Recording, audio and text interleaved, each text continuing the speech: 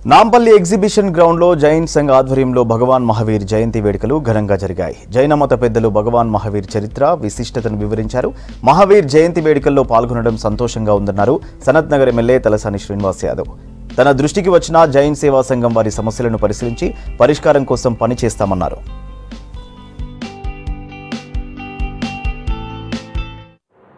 जो गरीब लोग हैं उनके लिए भी बहुत सेवा करते रहते, आप लोग, हमारे बहन लोग करते रहते, आप लोग करते रहते।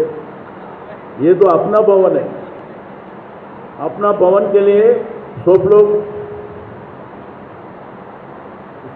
सब अपने जो जैन कम्युनिटी के सब लोग हैं उनका इन्वॉल्वमेंट तो रहता कैसा भी।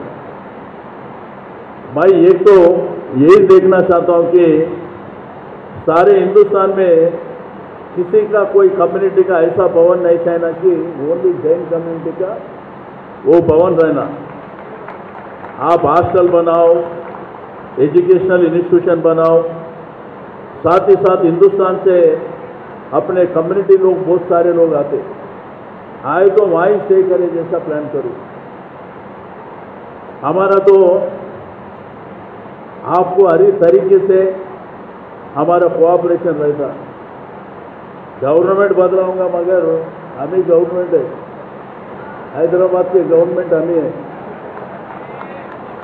तो इसलिए आप लोगों से रिक्वेस्ट है, बहुत धर्म के काम है।